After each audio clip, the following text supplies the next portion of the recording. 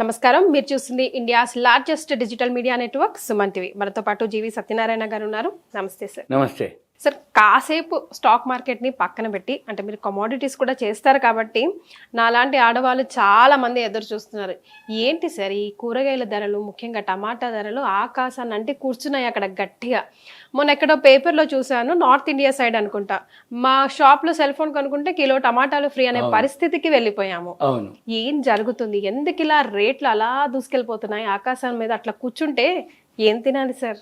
అయితే ఇప్పుడు కీర్తి, ఇది మంచి క్వశ్చన్, మంచి కంటెంట్, ఇప్పుడు అందరికీ ఉపయోగపడేటటువంటి విషయం ఇది. ఇది ఎలా జరుగుతుంది, ఏం జరుగుతుంది అంటే, ఈ అగ్రికల్చర్ కమోడిటీస్ ఏదైతే ఉంటాయో, ఇప్పుడు ఉదాహరణకి ఇదే టమాటాలు 100, 150, 200, 250 అని అంటారు. తమిళనాడులో అయితే రేషన్ షాప్లో 80 రూపాయలకి ఇస్తామని అంటారు. రైతు బజార్లో అయితే ఎర్లీ మార్నింగ్ పోతే ఒకరి దగ్గర ఇద్దరి దగ్గర ఉంటుంది, వాళ్ళు హోల్సేలర్స్ కొనుక్కొని వాళ్ళు మార్కెట్లో అమ్మటం జరుగుతుంది. మనకి టమాటాలు వచ్చేటప్పటికి మీరు అన్నట్టు అనంతపూర్లో మదనపల్లి ఫేమస్ మనకి, అక్కడి నుంచే ఎక్కువ శాతం రావటం జరుగుతాయి. బెంగళూరు టమాటాలు వస్తాయి, కానీ అది వేరే అనమాట. అంటే మామూలుగా ఎక్కువ సేల్ అవ్వటం మన దేశం రైట్, అందుకని మనవి ఎక్కువ ఉంటుంది. పులుపు కానీ అవన్నీ కూడా మనవి ఎక్కువ, మదనపల్లి ఎక్కువ ఉంటుంది. అయితే ఇక్కడ ఏం జరుగుతుంది అంటే, సీజన్ అన్ సీజన్ ఉంటుంది. సీజన్లో ఏం జరుగుతుంది, పంట ఎక్కువ అవుతుంది. అప్పుడు ఏమవుతుంది, కొనేవాళ్ళు అంటే దీంట్లో 4 ఉంటుంది: యూసేజ్, ప్రొడక్షన్, డిమాండ్, సప్లై. అంటే ఏంది, యూసేజ్ అంతే ఉంటుంది. టమాటాలు, ఆలుగడ్డలు, ఉల్లిగడ్డలు ఎప్పుడు కూడా యూసేజ్ అలానే ఉంటుంది. డిమాండ్ కూడా అలానే ఉంటుంది. ప్రొడక్షన్ కూడా అలానే ఉంటుంది. అంటే ఏంది, కంటిన్యూగా క్రాపు వస్తూనే ఉంటుంది. అంటే ఆలుగడ్డలు, ఉల్లిగడ్డలు, టమాటాలు, పచ్చిమిర్చి ఇవన్నీ ఎప్పుడు అంటే రొటీన్గా వేయటం, ఇక పంట పండించుకోవటం, అమ్మటం. ఎక్కడైతే మిస్ మ్యాచ్ అవుతుంది అంటే ఏంది, పంట ఎక్కువైంది, డిమాండ్ అంతే ఉంది, యూసేజ్ అంతే ఉంది, సప్లై ఎక్కువ ఉంది, ప్రొడక్షన్ ఎక్కువ ఉంది, అప్పుడు ఆటోమేటిక్ ఏమవుతుంది, రేటు ఫాల్ అవుతుంది. ఈ రేట్ ఎప్పుడైతే తగ్గుద్దో అప్పుడు మనము మదనపల్లి, అనంతపూర్లో టమాటాలు రోడ్డు మీద పారబోసారు, పావుల ₹10 అన్నారు. ఈ రైతులు ఏం చేయాలి అయ్యి అని అంటారు. మళ్ళీ ఏమవుతుంది, ఇప్పుడు మీరు అన్నట్టు 100, 150, 200 పెట్టి 250 అయింది, ఎక్కడికి పోవాలి, ఎందుకయింది, ఇవన్నీ మళ్ళీ అంటారు. ప్రతిసారి సీజన్లో ఏం జరుగుద్ది అంటే, ఎప్పుడైతే ఈ పావుల ₹10కి పడిపోయిందో టమాటాలు, రైతులు ఏం చేస్తారంటే, నాకు గిట్టుబాటు కావట్లేదు అని డైవర్ట్ అవుతారు. అంటే నెక్స్ట్ పంట టమాటాలు వేయకుండా వేరే పంటకే వేస్తారు. ఎప్పుడైతే వేరే పంట వేసిండ్రో అప్పుడు మళ్ళీ ఏమవుతుంది, టమాటా పంట దిగుబడి తగ్గిపోతుంది. ఎప్పుడైతే దిగుబడి తగ్గిపోతుందో ఆటోమేటిక్గా మార్కెట్లో ఏమవుతుంది, సప్లై ఉండదు, ప్రొడక్షన్ లేదు, డిమాండ్ పెరుగుతుంది, యూసేజ్ అంతే ఉంది, ప్రైస్ ఏమవుతుంది, హైకి వెళ్ళిపోతుంది. అక్కడ ఏమవుతుంది, ఇప్పుడు ఇక మామూలుగా అందరూ గగ్గోలు పెట్టడం, టీవీలు, పేపర్లు, ఛానల్స్, మ్యాగజైన్లు. సామాన్య మానవుడు ఏం కావాలి, మధ్యతరగతి మానవుడు ఎలా కొనాలి, ఏం కొనాలి, ఎలా తినాలి, ₹100, 150, 200 టమాటాలకే పెడితే మరి మిగిలిన ఏం కావాలి. దీంతోపాటు మిగిలిన కూరగాయలు కూడా పెరగడం మొదలు పెడతాయి. ఎందుకు, పచ్చిమిర్చి కూడా 100 అంటారు, బీన్స్ కూడా 150 అంటారు. అంటే ప్రతి కూరగాయల ధరలు కూడా పెరగటం మొదలు పెడతాయి. ఇప్పుడు మనం ఇంకేదైనా బయటికి పోయి షాపింగ్ చేసినా, ఏమయ్యా కొంచెం బార్గెన్ చేస్తే టమాటాలు కూడా 100, 150 కొంటారు, కానీ నా దగ్గరకు వచ్చేటప్పటికి బార్గెన్ చేస్తారని మళ్ళీ ఇలా ఉంటుంది. అంటే మన చేతులారా మనమే రేట్లను పెంచుకుంటున్నట్ట ఇట్లా. అంతే. అయితే అలా కాదు, ఇంకొకటి కూడా ఉంటుంది. ఎప్పుడైనా కానీ ఇప్పుడు కాటన్ కూడా అదే పరిస్థితి. ఒకప్పుడు కాటను వరల్డ్లోనే మనము ఫేమస్ అనమాట, అంటే ఉత్పత్తికి. అటువంటి కాటన్ ఏమైందంటే మనకు పోటీగా ఎక్స్పోర్టు, అంటే పంట ఎప్పుడైతే ఎక్కువైతుందో గవర్నమెంట్ ఏం చేస్తుంది అంటే ఎక్స్పోర్టు ఫ్రీ చేస్తుంది. అంటే ఎక్స్పోర్ట్ డ్యూటీలు ఏవైతే ఉన్నాయో తగ్గించటమా, డ్యూటీ తీసేయటమా చేసినప్పుడు ఏమవుతుంది, ఎక్స్పోర్ట్ జరుగుతుంది. ఎక్స్పోర్ట్ ఎప్పుడైతే జరుగుద్దో ఇక్కడ ఏమవుతుంది, ఇక్కడ ఉన్న వాళ్ళకి రేట్ వస్తుంది, ఫారిన్ కరెన్సీ వస్తుంది గవర్నమెంట్కి, వీళ్ళకి కూడా మంచి పైసలు వస్తుంది, ఇక్కడ బాగానే ఉంటుంది. అంతకుముందు ఏదైతే కాటన్ ఉందో ఎక్స్పోర్ట్ మనం చేస్తే చైనా వాడు కూడా అక్కడికి వచ్చేది ఎక్స్పోర్ట్కి, అక్కడ కూడా రేట్ లేకపోయేది. అప్పుడు తర్వాత ఏమవుతుందంటే రైతులు కాటన్ పండిస్తే నాకు ధర లేదని కాటన్ వేయడు. ఎప్పుడైతే ఇప్పుడు టమాటాలు మళ్ళీ ఇప్పుడు రేటు 100, 150 అయింది కదా, నెక్స్ట్ క్రాప్ చూడండి మళ్ళీ రోడ్డు మీద పారబోస్తారు. ఎలా అంటే ఎవరైతే టమాటా పండించే రైతులు ఉన్నారో, కాటన్ పండించే రైతులు ఉన్నారో వాళ్ళు ఏం చేస్తారు, అబ్బో 100-150 అయిపోయింది, మళ్ళీ ఎక్కువ ఇస్తారు. మళ్ళీ పంట వేస్తారు. అబ్బా అప్పుడు మనం అమ్మినప్పుడు పావులా ₹10 రూపాయికి లాస్ వచ్చింది, అదంతా ఏమైంది ₹100 అమ్మితే కిలోకి అవన్నీ ఒక ట్రిప్కి మనకు వచ్చేస్తాయని ఏం చేస్తారు, ఎప్పుడైనా కానీ మళ్ళీ పంట వేస్తారు. వేస్తే నెక్స్ట్ క్రాప్ ఎన్నాళ్ళు అక్కర్లే, మళ్ళీ ఒక 2-3 మంత్స్ వెయిట్ చేస్తే మళ్ళీ రోడ్డు మీద మదనపల్లి, అనంతపూర్ టమాటాలు పారబోసారని మళ్ళీ సేమ్ గొడవలు. ఉల్లిగడ్డలు అంతే, ఆలుగడ్డలకి ఏమి ఉండదు, ఉల్లిగడ్డలు ఎప్పుడు అంతే, ఉంటే 60-70 100కి పోద్ది, లేదు 100కి 10 కిలోలు 5 కిలోలు ఇస్తున్నాం అని అంటారు. ఉల్లిగడ్డలు, టమాటాలు, పచ్చిమిర్చి, ఇవన్నీ కూరగాయలన్నీ ఇదే కథ. అంటే ఏమవుతుంది, కాటన్ కూడా ఇప్పుడు ఇదే కథ. పంట ఎక్కువైనప్పుడు ధర పోగానే రైతులు పంట వేయరు. ఎప్పుడైతే పంట లేదు, రేట్ వచ్చింది అనగానే నెక్స్ట్ క్రాపు అదే పంట వేస్తారు. అందరూ అదే పంట వేయగానే ప్రొడక్షన్ ఎక్కువైంది, సప్లై ఎక్కువైంది. రైతు బజార్కి కానీ ఎక్కడికి కానీ అంటే ఎప్పుడైతే దాన్ని ఏమంటారంటే స్పాట్ మార్కెట్ అంటారు, అంటే పైసలు ఇచ్చి వస్తువుని కొనుక్కోవటం. ఎప్పుడైతే ఇవన్నీ స్పాట్ మార్కెట్కు అరైవల్స్ అంటారు, అంటే ఏంది, ఇన్ఫ్లో రావటం. ఎప్పుడైతే అరైవల్స్ ఎక్కువైపోతుందో ఆటోమేటిక్గా షేర్ కాదు, ఆ ధర ఏమవుతుంది, పడిపోవటం జరుగుతుంది. ఆ పడిపోగానే రైతులు దివాలా అవి ఇవి అని చెప్పేసి జరుగుతాయి. ఎక్కడైనా సరే, ఇప్పుడు నిజామాబాద్ పసుపుకు ఫేమస్, ఇప్పుడు మదనపల్లి టమాటాలు, కాటన్, ప్రతి ఏరియా ఒక్కొక్క దానికి ఫేమస్. సపోజ్ ఇప్పుడు కొన్ని విలేజెస్లో కొన్ని బ్రాండ్లు పచ్చళ్ళు తయారు చేస్తారు, ప్రియా పచ్చళ్ళు, ఇట్లా ఏవైతే బ్రాండ్ ఉన్న స్వస్తిక్ అట్లాంటి వాళ్ళు రైతులకు ఇచ్చి వాళ్ళే సీడ్ ఇస్తారు. ఇప్పుడు పతంజలి ఉంది, వీకో టర్మరిక్ ఉంది.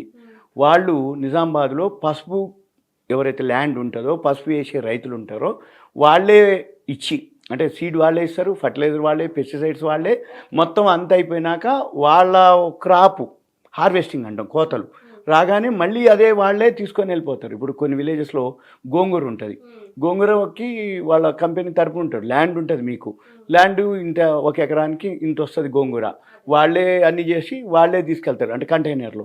కాకపోతే ఇవన్నీ అందరికీ తెలుసు, విలేజెస్లో తెలుసు, అంటే మండలాల్లో. కాకపోతే మన నుంచి ఇప్పుడు ఫ్యూచర్లో ఎవరైతే ఇలాంటివి చేయాలి అనుకుంటే చిన్నపాటి కోల్డ్ స్టోరేజ్లు వచ్చినాయి, 100 ఫీటు 200 ఫీటు కోల్డ్ స్టోరేజ్లు. ఉదాహరణకి చిన్న అంటే ఎగ్జాంపుల్ వాళ్ళు చూడాలి అంటే ఇప్పుడు డైరీ ప్లాంట్లు ఉంటాయి చిన్నవి, అంటే కోల్డ్ స్టోరేజ్ అంటే మనం స్టోర్ చేసుకోవడం, ప్రోడక్ట్ వేస్ట్ అవ్వకుండా అవసరానికి యూస్ చేసుకోవడానికి. అంటే యుఎస్లో కానీ ఎక్కడైతే మనం బయట ఉంటే అనుకోండి మైనస్లో ఉంటుంది టెంపరేచర్, అప్పుడు అన్నీ కూడా ఎక్కడ ఉంటాయి, వాళ్ళు ఇంట్లో పెట్టుకొని కోల్డ్ స్టోరేజ్లో పెట్టేసుకొని వాడుకుంటారు. విలేజెస్లో ఇప్పుడు చాలా వరకు డెవలప్ అయినరు. ఇప్పుడు ఈ ప్రియా పచ్చళ్ళు వాళ్ళంతా కూడా ఇదే పని, అంటే క్రాప్ వచ్చినప్పుడు, ఇప్పుడు ఉదాహరణకి కాకినాడ దగ్గర వాళ్ళందరూ కూడా మార్చి ఏప్రిల్లో మామిడి పండ్ల సీజన్ వస్తుంది. అప్పుడు ఏం చేస్తారు, తోతాపురి, ఏదైతే మామిడి పండ్లు బంగినపల్లి కాకుండా తోతాపురి, అదైతే లీస్ట్ ప్రైస్ ఉంటుంది, క్వింటలు 800-900, టన్ను 8,000-9,000, బిలో 10,000.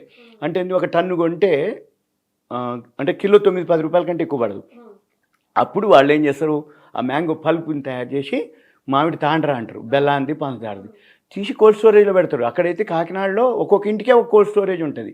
అంటే మార్చి ఏప్రిల్లో ఈ మామిడి తాండ్రా తయారు చేసి కోల్డ్ స్టోరేజ్లో పెట్టేసి మళ్ళీ నెక్స్ట్ ఫిబ్రవరి, మార్చి, ఏప్రిల్ మళ్ళీ కొత్త మామిడి తాండ్రా వచ్చి మామిడికాయలు వచ్చేంత వరకు ఇది ప్రతి నెల రేట్ ఇంక్రీజ్ అవుతూ ఉంటుంది. ఆ టైంలో 100కు ఉన్నదల్లా మళ్ళీ నెక్స్ట్ ఫిబ్రవరి, మార్చి వచ్చేటప్పటికి 400-500కి పోతుంది. అది అంటే 4-5 టైమ్స్ వస్తుంది. అంటే రెంట్ అనుకోండి, కోల్డ్ స్టోరేజ్ కాస్ట్ అనుకోండి, వీళ్ళు నిలవబెట్టినందుకు పవర్ ఛార్జెస్ అనుకోండి, ఏదైతే వీళ్ళ మ్యాన్ పవర్ అనుకోండి, దాన్ని ఎప్పటికప్పుడు మార్కెటింగ్ అనుకోండి, దాని మీద ఇంట్రెస్ట్ అనుకోండి, అవన్నీ అనమాట. అయితే ఇప్పుడు రైతులు కానీ విలేజెస్లో ఎవరైతే ఉన్నారో వాళ్ళ దగ్గర ఏవైతే ప్రొడక్ట్స్ ఉన్నాయో వాళ్ళు గనక ఇలా గనక చేయగలిగితే ఫ్లక్చువేషన్స్ రైట్, 100-150కి అక్కర్లే, కంటిన్యూగా ఒక ప్రైస్ మెయింటైన్ అవుతుంది, వాళ్ళకు కూడా కంటిన్యూగా రిటర్న్స్ వస్తాయి. అంటే ఏంది, అమ్మితే పావులా రూపాయికి, లేదు అనుకుంటే 100-150కి. 100-150 అప్పుడు రైతు దగ్గర టమాటాలు లేవు, మనం కొనటానికి లేదు. అంటే 10-20 ఉన్నప్పుడు ఎప్పుడైనా కానీ టమాటా సాస్ ఉంటుంది. సాస్ కూడా ఇప్పుడు చేస్తారు, బాగా తక్కువలో ఉన్నప్పుడు సాస్ చేస్తారు. సేమ్ ఎవరైతే సాస్ చేసి టమాటా ఎట్లయితే డీప్లో పెట్టుకుంటారో సేమ్ ఇది కూడా విలేజెస్ మండలాల్లో కనుక కొంచెం అవేర్నెస్ ఉంటే ఇప్పుడు చాలా అడ్వాన్స్ అయింది. బ్యాంక్స్ లోన్స్ ఇస్తున్నాయి కోల్డ్ స్టోరేజ్కి. వాళ్ళు ఎవరైనా ఇంట్రెస్ట్ ఉంది అంటే కొంత రూమ్ మాదిరి కేటాయించేసుకొని దానికి తగ్గ ఎస్టిమేషన్ కానీ కొటేషన్ వేసుకొని లోన్ తీసుకొని కోల్డ్ స్టోరేజ్లో వాళ్ళ ఏరియాలో పండేటటువంటి పంటల్ని ఒక 3-4 మంత్స్ 6 మంత్స్ కనుక పెడితే సీజన్ అన్ సీజన్ ఏ సీజన్లో ఎంత వచ్చింది మళ్ళీ అన్ సీజన్. జనరల్గా అసలు సింపుల్ ఏం లేదు విలేజెస్లో. ఇప్పుడు ఇంకా అవేర్నెస్ వచ్చింది. అంతకుముందు కొద్దిమంది ఉండేది. ఎవరెవరు అంటే మనము అపరాలు అంటారు, ధాన్యం, మినువులు, కందులు, పెసలు. అవి సీజన్లో రేట్ తక్కువ ఉంటాయి, ఆన్ సీజన్లో రేట్లు ఎక్కువ ఉంటాయి. కానీ చాలా కొద్ది మంది నిల్వ పెడతారు.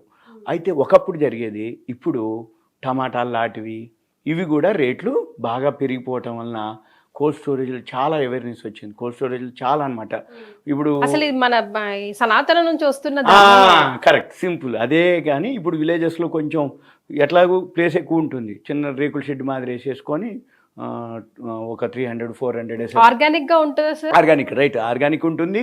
కానీ దాని స్టోరేజ్ నిల్వ ఎక్కువ కాలం ఉండాలంటే మళ్ళీ ఆ పొళ్ళు ఈ పొళ్ళు వాటికి సంబంధించిన అవి ఉంటాయి. దాన్ని ఏమంటారు ప్రిజర్వేటివ్స్. ఫుడ్ ప్రిజర్వేటివ్స్ కూడా డేంజరే కదా. డేంజర్ అంటే కోల్డ్ స్టోరేజ్ లో కొంతవరకు ఉంటుంది, ఒక లెవెల్ వరకు రైట్, ఒక లెవెల్ వరకు అంతే తప్ప మీరు అన్నట్టు మరీ బ్రాండ్ల మాదిరి ఇప్పుడు కొన్ని ఉంటాయి.